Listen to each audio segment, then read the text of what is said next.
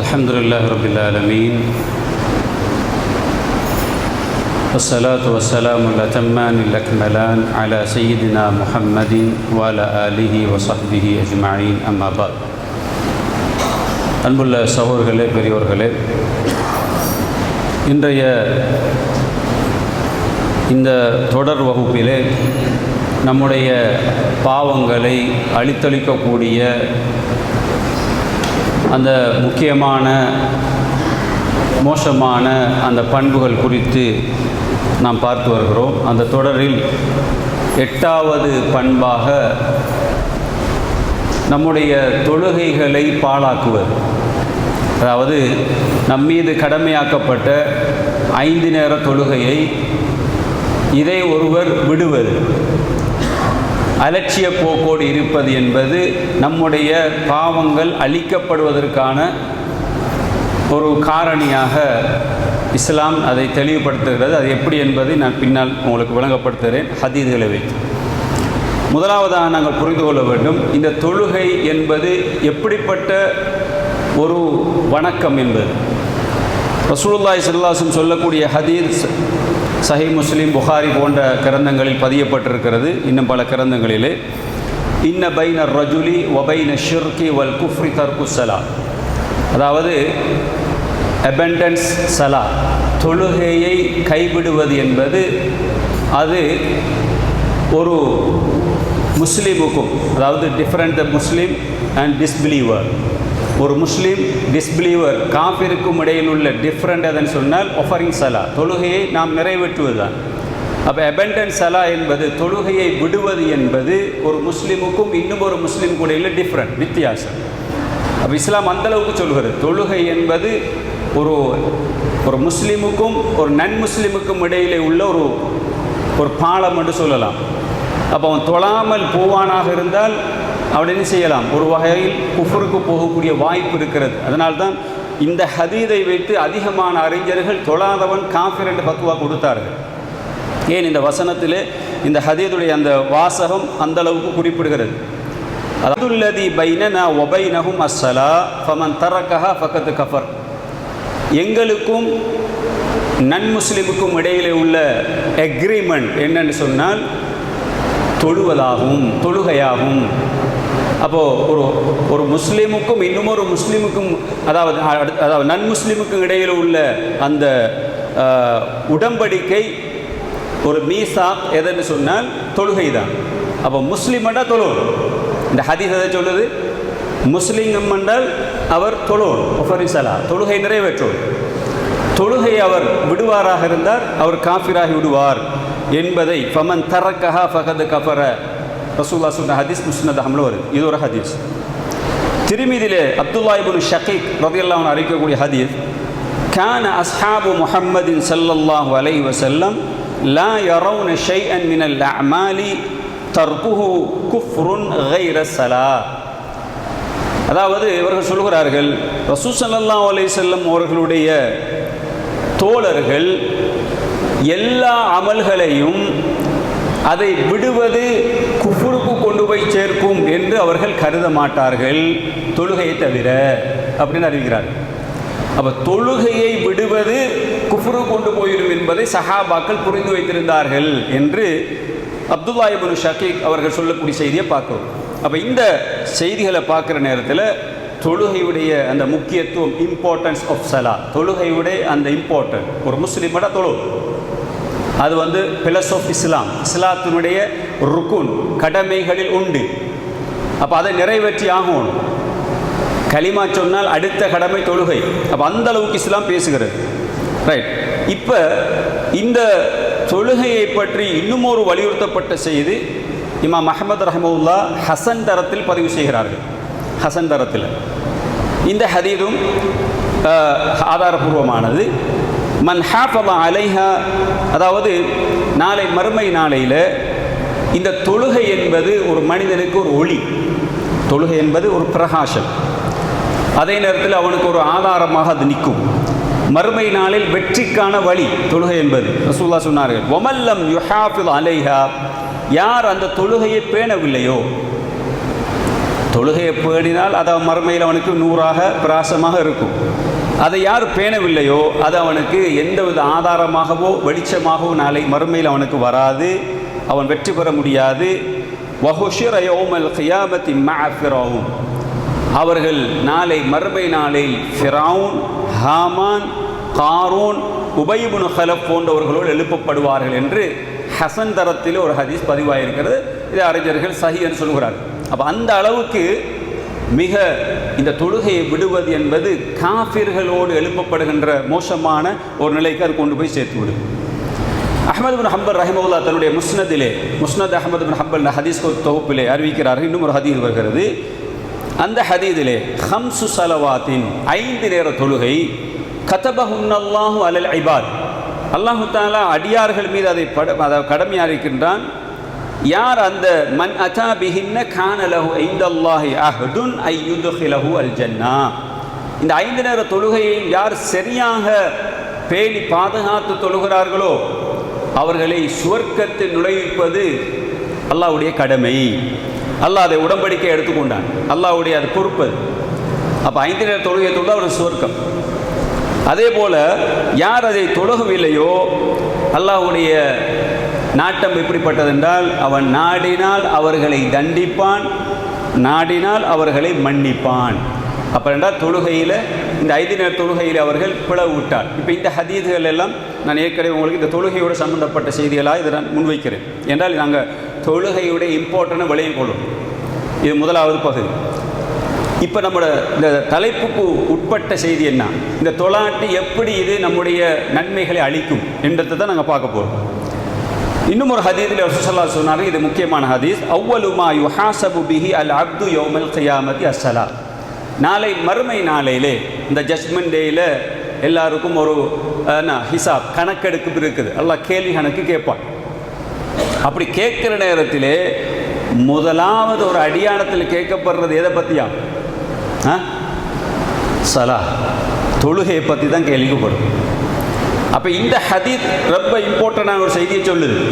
Fine சலஹத் சலஹ சாயிரு அமலிஹி, அந்த கேள்விக்கு answer கரெக்டாக சரியாக கொடுத்துட்டோமா நம்முடைய டோட்டல் எல்லா அமலும் அங்கே பின்னால் எல்லாம் சரியாயிடும்.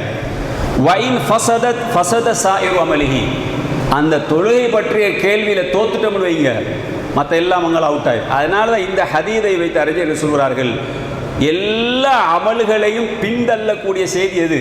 நீங்கள் ஹஜ்ஜி செஞ்சிருக்கலாம், தொழுதிருக்கலாம், நோன்பு பிடிச்சிருக்கலாம், ஜகாத்தை கொடுத்துருக்கலாம், இன்னும் பல நல்ல அமல் செய்திருக்கலாம். தொழுகையில் கோட்டை விட்டீங்கன்னா அதில் சரியான கேள்விக்கு பதில் சொல்லலைன்னா அடுத்த கேள்வியெல்லாம் கேட்கப்படவே மாட்டார். அதுதான் இந்த விஷயம்.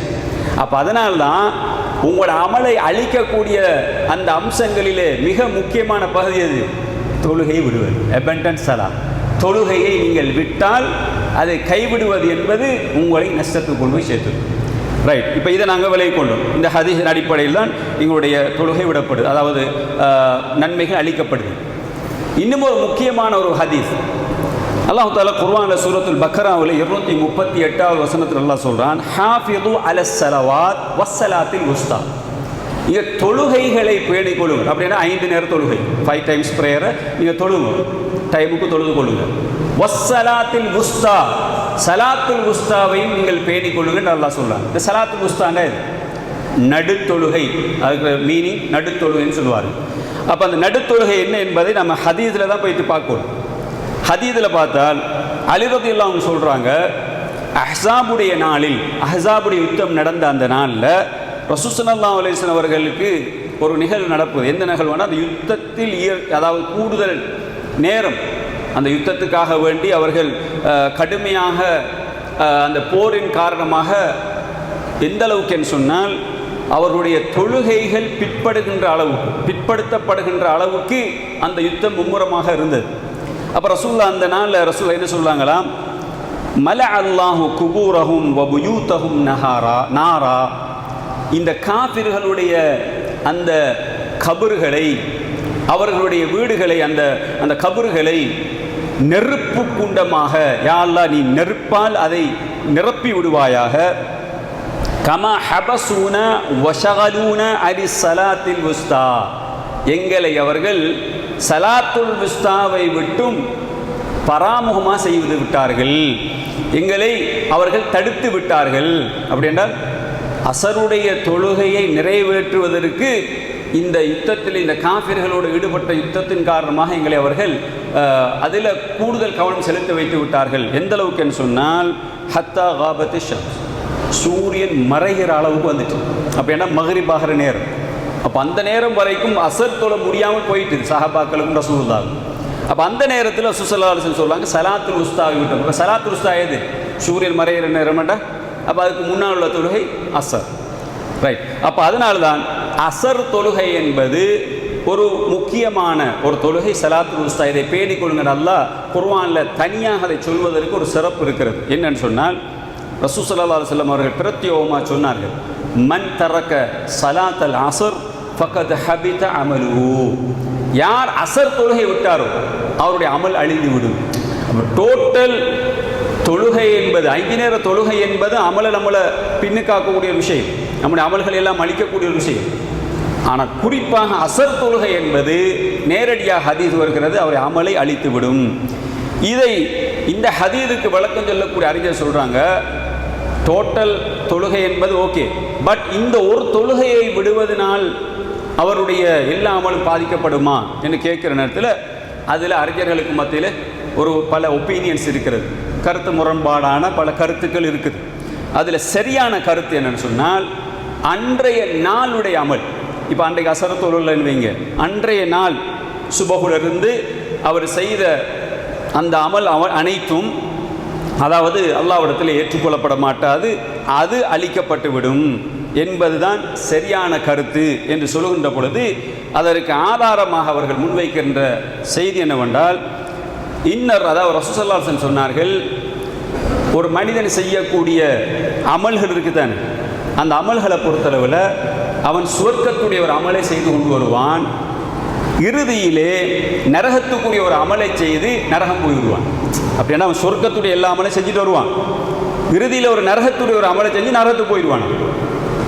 அதே போல் இன்னும் ஒரு அடியான் நரகத்துக்குரிய எல்லா அமலையும் செஞ்சுட்டு வருவான், அவன் இறுதியிலே அவன் ஒரு சுவர்க்கத்துக்குரிய ஒரு அமலை செஞ்சு அவன் சுவர்க்கத்துக்கு போயிடுவான் என்று சொல்லி ரசூலுல்லாஹ் சொன்னார்கள், ஃபஇன்னமல் அமாலு பில் ஹவாத்தீம், அமல்கள் எல்லாம் செயல்கள் எல்லாம் முடிவை எண்டை வைத்து தான், எண்ட் ஆஃப் த அமல், அந்த இபாதத்துடைய முடிவை வைத்து தான் நிர்ணயிக்கப்படுகிறது என்று ரசூலுல்லாஹ் சொன்னார்கள்.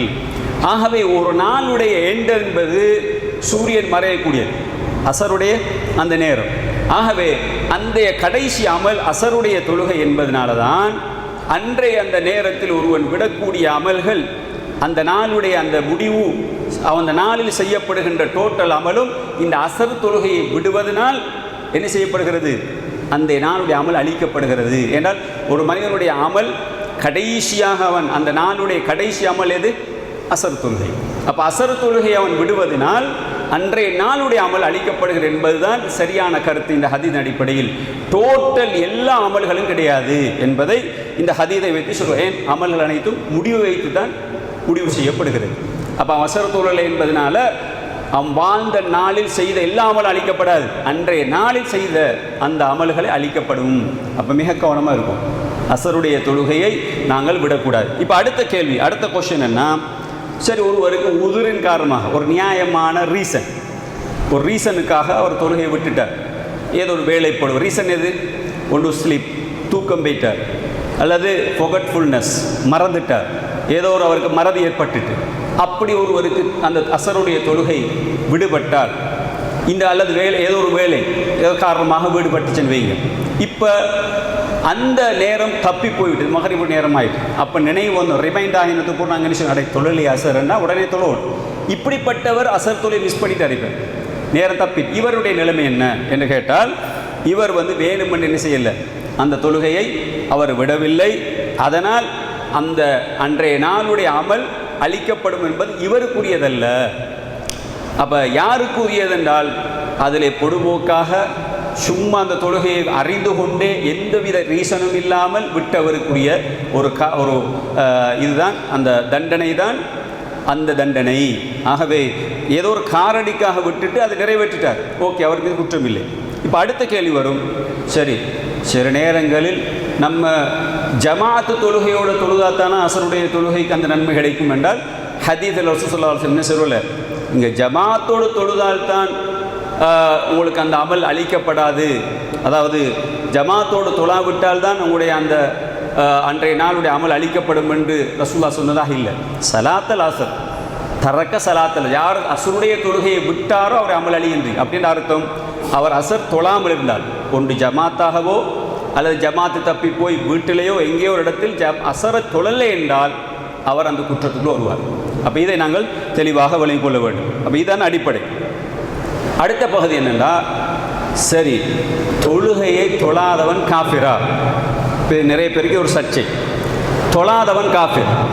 ஏன்னா ஹதீதுகளில் நீங்கள் நாங்கள் ஆரம்பத்தில் அந்த ஹதீஸை சொன்னேன், நான் சஹீஹ் முஸ்லிமில் வரக்கூடிய சஹீஹ் புகாரில் வரக்கூடிய ஹதீஸ், இன்ன பைன ரஜுலி வ பைன ஷிர்கி வல் குஃப்ரி தர்கு ஸலாத். தொழுகை என்பது ஒரு முஸ்லிமுக்கும் அதே போன்று குஃப்ருக்கும் ஷிர்க்குக்கும் இடையில் உள்ள அந்த வித்தியாசம் தொழுகையை விடுவது என்ற ஹதீஸ் வருது. இப்போ இதை வச்சு நிறைய பேர் காஃபிர் என்று சொல்கிறாங்க, தொழாதவன் காஃபிர். அப்படி என்றால் இது இந்த ஹதீஸை வச்சு எப்படி விளங்குறது? பொதுவாக ஹதீதுகளிலே அந்த அல் குஃபுர் என்று பயன்படுத்தப்படும். அல் குஃபுர் அதாவது குஃபுருக்கு முன்னால் அலிஃப்லாம் எட் பண்ணப்பட்டு வரும். அரபியில் மஅரிஃபான்னு சொல்லுவாங்க. அலிஃப்லாம் சேர்ந்து வந்தால் மஅரிஃபா, அதே போன்று அலிஃப்லாம் இல்லாமல் வந்தால் நக்கிரான்னு சொல்லுவாங்க. அப்போ அலிஃப்லாம் சேர்ந்து வந்தால் அது எதை குறிக்கும் என்றால் பொதுவாக தொழாதவன் காஃபிர்னு குறிக்கும். ஆக இந்த ஹதீஸ் எதை குறிக்குது என்றால் தொழாதவன் காஃபிர் என்று சொல்கிறது. அந்த தொழாதவன் யார் என்று சொன்னால் வேணுமென்று தொழுகையை ருக்குன்னு தெரியும், இஸ்லாத்துடைய 5+ல் ஒன்று தெரியும், இதை மறுக்கிறான் வேணுமென்று. அப்படியெல்லாம் கிடையாது. இஸ்லாத்தில் அது ஒரு கடமை என்று கிடையாது. இஸ்லாத்தில் ஒரு கடமை அல்ல, தொழணும் அவசியம் இல்லை, தொழ தேவையில்லை. அல்லது என்ன சொல்கிறான், இன்றைக்கு சிலாக்கு சொல்கிற மாதிரி உள்ளத்துக்கு யக்கீன் வந்துட்டால், உறுதி வந்துட்டால் தொழ தேவையில்லை என்றான். இப்படியெல்லாம் ஒருத்தன் சொல்வானாக இருந்தால் இவன் காஃபிர். அதை இந்த ஹதீதில் வச்சு 2 விளக்கம் சொல்லலாம். ஒன்று, தொழாதவர்களை 2 வகையாக பிரிப்பாங்க. ஒன்று அத்தர்குல் முத்லக், அல் முத்லக்கு தர்க். 2 வகையாக இருக்குது. தர்குல் முத்லக்ன்னு சொன்னால் பொதுவாக தொழுகை இல்லை என்று மறுக்கிறவங்க, பொதுவாக தொழுகை என்பது வாஜிப் இல்லைன்னு சொல்லக்கூடியாங்க. தொழுகை அது ஒப்ளிகேட்டட் இபாதா வர்ஷிப் அப்படி இல்லை என்று அதை மறுக்கிறவங்க, அதை நிராகரிக்கக்கூடியவங்க. அப்போ இந்த மாதிரி எக்ரி பண்ணாத ஆக்கள் இவர்கள் காஃபிர்கள். இவர்கள் முஸ்லீம் என்று லா இலாஹ இல்லல்லாஹ்னு சொல்லிக்கொண்டு தொழுகை எப்படியெல்லாம் அவர்கள் குறைகள் மாறலாக இருந்தால் இந்த ஹதீஸின் அடிப்படையிலே அவர்கள் காஃபிர்கள். அதைத்தான் இந்த ஹதீஸ் குறிக்கிறது என்பதை அறிஞர்கள் சொல்கிறாங்க. அது அல்லாமல் அலிஃப்லாம் இல்லாமல் நான் ஏற்கனவே சில ஹதீஸ்களை பின்னால் சொன்னேன். அதாவது தொழுகை என்பது ஒரு முஸ்லீமுக்கும் காஃபிற்கு இடையில் ஒரு உடன்படிக்கை. அதே போல் தொழுகையை ஒருவர் பேணுவது என்பது நாளை மறுமையில் அவருக்கு ஒளியாக வரும் என்று வரக்கூடிய அந்த செய்திகள்லாம் நீங்கள் பார்த்தீங்கன்னா வெறுமனே கஃபர அல்லது அலிஃப்லாம் இல்லாமல் நக்கிராவாக சொல்லப்படும். இப்படி வாரவைகள் என்னென்றால் இதை சொல்வார்கள், இது பெரிய குஃப்ருன் அக்பரை கொண்டு போய் சேர்க்காது, குஃப்ருன் அஸ்கர், ஒரு சின்ன ஷிர்க்கு கொண்டு போய் சேர்க்கும். அதான் சொல்ல. அதனால தான் ரசூல் ஸல்லல்லாஹு அலைஹி வஸல்லம் சொன்ன ஹதீஸ் இருக்குதே, பின்னால் சொன்னாங்க இல்லையா, யார் தொழுகையை விடுகிறாரோ, இந்த தொழுகையை பேணாமல் இருக்கிறாரோ, அப்படி என்றால் ஒரு நேரம் தொழுகிறது, 2 நேரம் தொழுகிறல்ல, அல்லது ஒரு நாளைக்கு தொழுகிறது, 2 நாளைக்கு தொழுகிறல்ல, அல்லது கிழமைக்கு தொழுகிறல்ல, ஒரு கிழமை முடிஞ்சு தொழுகிறது, ஒரு மாதத்தில் ஒரு ஜும்மாக்கு வாரது, இப்படி சிலாக்கள். ஆனால் இவங்க மறுக்கிறாக்கள் இல்லை, தொழுகையில் பொடுபோக்கானாக்கள்.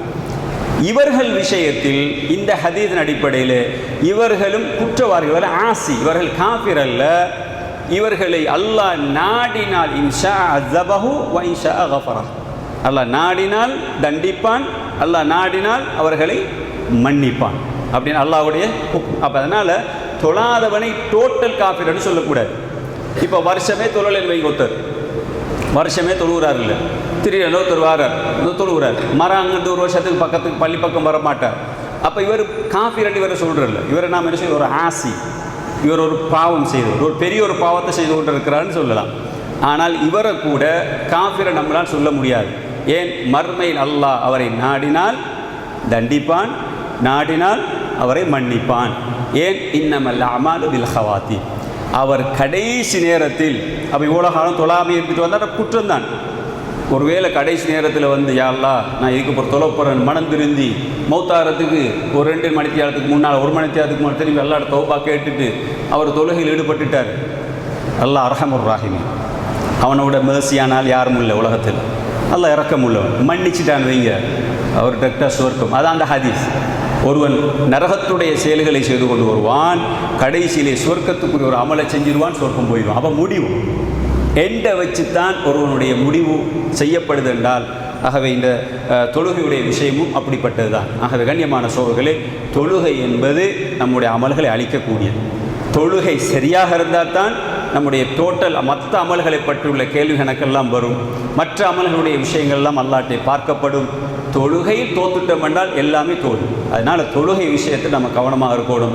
எங்கே சரி நம்ம தொழுகிறோம். நமக்கு ஜமாத்து வந்தால் 27 மடங்கு நன்மை கிடைக்கும். ஊரில் இருந்தால் ஜமாத்து கட்டாயம். பாங்கு சத்தம் கேட்டால் பள்ளியை நோக்கி வரணும் என்பது நம் மீது வாஜிப். ஆண்கள் பள்ளிக்கு வரணும், பெண்கள் மீது வாஜிப் அல்ல, ஆண்கள் பள்ளிக்கு வரணும். ஆகவே நம் மீது வாஜிபான ஒரு கடமை. பாங்கு சத்தம் கேட்டால் அவர் பள்ளிக்கு வரணும் என்பது. ஆகவே சில பொழுது ஏதோ ஒரு ரீசனுக்கு நமக்கு ஜமாத்து தவறிவிட்டால் கூட ஒன்று பள்ளியிலேயோ வீடுகளிலேயோ எங்கேயோ தொழுகையை டைமுக்கு நாங்கள் நிறைவேற்றுறதுக்கு பார்க்கணும். அதை தாழ்த்தக்கூடாது. இந்த கலா என்ற ஒரு விஷயம் இஸ்லாத்தில் கிடையாது. மறந்து கலான்னு நம்ம எதுக்கு சொல்கிறோம்? ஒன்று வேலைப்படுவில், தூக்கத்தில், அல்லது ஒரு வேலையில், ஏதோ ஒன்றில் நம்மளை விட்டு அந்த நேரம் கடந்துட்டால் கலான்னு வச்சிருக்கிறோம். கலான்னு சொல்லி இஸ்லாத்தில் ஒன்று இல்லை. கலாண்டா நிறைவேற்றுறது. அப்போ உடனே நினைவு வந்தவுடன் அதை நாங்கள் ஓர்டருக்கு நிறைவேற்றுவோம். இதில் நிறைய பேருக்கு தெரியாது. இப்போ வாரம் லுஹர் அசரை மிஸ் ஆகிட்டேன்னு சொன்னால் அசருடைய நேரத்துக்கு ஞாபகப்படுது, அப்படியே லுஹர் தொழுலேன். அப்போ உடனே அசரை தொழுவிட்டு திருப்பிய லுஹரை தொழு. அப்படியே இல்லை, ஃபஸ்ட்டுக்கு லுஹரை தொழு. ஓர்டர், தர்த்தீப். இஸ்லாத்தில் ஓர்டர் தான் முக்கியம், தர்த்தீப். அப்போ முதல் லுஹர், ஏன்னா அவங்களுக்கு தப்பிட்டது முதலாவது லுஹர், 2வது அசர். அப்படி தான் தொழுவோம். எல்லா தொழுகையிலையும் அந்த ஓர்டர்ஸ் கவனிக்கப்படும். அதனால் தொழுகையை நாங்கள் மிஸ் பண்ணாமல் அதில் நாங்கள் கவனம் செலுத்தணும். இல்லை என்றால் நாங்கள் மறுமையிலே அல்லாஹ்விடத்திலே கேள்வி கணக்கு உள்ளாக்கப்படுவோம். அல்லாஹ் நம்மளை காப்பாற்றுவானாக இன்ஷா அல்லாஹ். அப்போ தொழுகையுடைய இந்த தொழுகையை விடுவது என்பது டோட்டலாக ஒருவனை காஃபிர் என்று நாம் சொல்லக்கூடாது. யார் தொழுகையை மறுக்கிறானோ, யார் தொழுகையை வாஜிப் இல்லை, பர்து இல்லை என்று சொல்கிறானோ, அவன் இஸ்லாத்தை விட்டு வெளியேறியவன் என்பதுதான் எல்லா அறிஞருடைய தீர்ப்பாகவும் இருக்கிறது. அல்லாஹு தாலா நாங்கள் இப்படிப்பட்ட இந்த தொழுகையை கைவிடுகின்ற, தொழுகையிலே பொடுபோக்குத்தன்மையாக ஈடுபடுகின்ற இந்த விஷயத்தில் நீங்களை பாதுகாத்து கொள்ள வேண்டும். இயன்ற வரைக்கும் நாங்கள் தொழுகையை நல்ல முறையில் தொழுது கொள்வதற்கு முயற்சிக்க வேண்டும். இறுதி வரைக்கும் அதற்காக முயற்சிக்கொண்டு எங்கிருந்தாலும் நான் என்னால் முடியாவிட்டால் கூட நான் உட்கார்ந்து சரி இருந்து கொண்டு நாங்கள் தொழுவதற்கு முயற்சிக்க வேண்டும். ஏன் தெரியுமா? ஒரு கட்டம் வரும், இதை சொல்லி முடிச்சு கொள்கிறேன். ஒரு காலம் வரும், நம்ம ஒரு ஏஜுக்கு வந்ததுக்கு போகிறோம். நம்மளோட இருக்கக்கூடிய சில சகோதரில் பார்த்துப்பீங்க, புட்டுவத்துலேருந்து தான் தொழுவாங்க. இடுப்பு வலி, உட்காரையில் காலெல்லாம் பெண்ட் பண்ணிடாது, ஜாயிண்ட் வலி, பெயினி. அப்போ அந்த மாதிரி நிலைமை வர்ற நேரத்தில் புட்டுவம் தேவைப்படுது, உட்கார வேண்டி வருது, நின்று கொண்டு தொழ முடியாது வருது. இப்போ அந்த நேரத்தில் அல்லாஹு தாலா எங்களுக்கு ஒரு கூடுதல் கூலிய தரோணமாக இருந்தால் நாங்கள் இப்போ அதாவது ஆரோக்கியமாக இருக்கிற இந்த காலத்தை, ஹெல்த்தாக இருக்கிற காலத்தில் ஜமாத்தோடு வந்து தொழுகிற பழக்கத்தை ஏற்படுத்தும். அப்படியே தொழு வந்துட்டு உங்களுக்கு ஒரு நோய் வந்துட்டு நீங்கள் வீட்டுக்கு ஆகிட்டீங்கன்னு வைங்க, பள்ளிக்கு வரமே நோய் இந்த வீட்டில் தொழில் நோயாளிகள் கஷ்டப்பட்டு வரணும்னு இஸ்லாம் சொல்லலை. நம்ம என்ன கஷ்டப்பட்டு கொண்டு வரோம், ஏலாதா வீட்டில் தொழுங்க, இஸ்லாம் சலுகை தந்திக்குது. அல்லது ஏதோ ஒரு பிரயாணம் போயிட்டோம், நம்ம ஜமாத்தோடு தான் தொழுகிற பிரயாணம் ஒன்று போய்த்துட்டோம், ஆனால் உள்ளத்தில் அடைய ஜமாத்துக்கு போயெல்லாம் போயிட்டேன்னு ஒரு மிஸ் பண்ணிட்டோமேன்னு ஒரு கவலை இருக்கத்தான் செய்யுது. ஒரு நோயாளின்னா அந்த கவலை இருக்கும். இதுக்கு இஸ்லாம் சொல்ல தீர்ப்பை பாருங்கள். ரசூலுல்லாஹி ஸல்லல்லாஹு அலைஹி வஸல்லம் சொன்னார்கள், இதா மரிதல் அப்து அவ் சாஃபர கதப லஹு மினல் அமலி மா கான யஅமலுஹு வஹுவ ஸஹீஹுன் முகீமுன். சுப்ஹானல்லாஹ். ஒருவர் அந்த நிலையில் இருந்து ஒரு கட்டம் இயலாத கட்டத்துக்கு போகிற நிலையில் அவரால் ஜமாத்தில் தொழ முடியலை, நோயாளி பெட்டில் இருக்கிறாரு, ஆனால் அப்பவும் இருந்து கொண்டு தொழுகிறார், படுத்து கொண்டு தொழுகிறார், தொழுகை விடலை. ஏன்னா ஒரு மனிதன் சுய புத்தி இருக்கும் வரைக்கும் தொழுது கொண்டு தான் இருக்கும், பெட்டில் இருந்தால் தொழணும் தான். அப்போ அவருக்கு ஜமாத்தில் தொழுவதுக்கு இல்லை, அந்த பாக்கியம் கிடைக்கலன்னா அவர் கவலைப்பட தேவையில்லை. நிச்சயமாக அவர் இந்த காலத்தில், ஆரோக்கியமான காலத்தில் அவர் வந்தாரா இல்லையா ஜமாத்து, இதை வச்சு அல்லாஹ் என்ன செய்கிறானா அவருக்கு அந்த நன்மையை கொடுக்குறான். எப்படி நன்மை? அவர் ஒரு ஊர்வாசியாக இருந்து ஜமாத்தோடு வந்து நல்ல நிலைமையில் வந்து தொழுகிற நேரத்தில் கிடைக்கக்கூடிய அதே நன்மையை அவர் இங்கே இருந்தாலும் சரி, பிரயாணத்தில் இருந்தாலும் சரி, நோயாளியாக இருந்தாலும் சரி, அவர் படுத்துக்கொண்டிருந்தாலும் சரி, அந்த நன்மை அல்லாஹ் கொடுக்குறான். சுப்ஹானல்லாஹ். இன்டென்ஷன் இஸ்லாம் வந்து அந்த நீயத்தில் தான் இருக்குது. அதனால் நாங்கள் எப்போவும் எங்களோட இந்த விஷயத்தில் கவனம் செலுத்தி கொண்டிருக்கணும். இந்த பொடுபோக்கோடு இருந்திருந்தாப்புல தொழுதுட்டு அதுக்கப்புறம் வந்து அவர் எதிர்பார்த்தால் இந்த நன்மை கிடைக்காது. அப்போ நம்ம ஜமாத்தோடு வந்து இப்படி கலந்து கொண்டு இருக்கிற ஒருத்தருக்குத்தான் இந்த நன்மையும் கிடைக்கும். அல்லாஹ் தஆலா நம் அனைவருக்கும் இந்த தொழுகையை நல்ல முறையில் பேணி பாதுகாத்துள்ளக்கூடிய பாக்கியத்தை தந்துள்வானாக. நாளை மறுமையில் அல்லாஹ் தஆலா நம்முடைய அந்த தொழுகைகளை முதன்மையாக அல்லாஹ் கேள்வி கேட்கின்ற பொழுது அதற்கு நல்ல பதிலை கூறி நாங்கள் அல்லாஹ்விடத்திலே தப்புவதற்கான அந்த கேள்விக்கு ஆன்சர் பண்ணக்கூடிய வாய்ப்புகளை நம்ம நசிபாக்குவானா. இன்ஷா அல்லாஹ் வருகின்ற தொடர்களே அடுத்தடுத்த நம்முடைய நன்மைகளை அளிக்கக்கூடிய பாவங்கள் குறித்து பார்ப்போம். வாஹிதவான் அல்ஹம்துலில்லாஹி ரப்பில் ஆலமீன். சுப்ஹானக்கல்லாஹு வ பிஹம்திக் அஷ்ஹது அல்லா இலாஹா இல்லா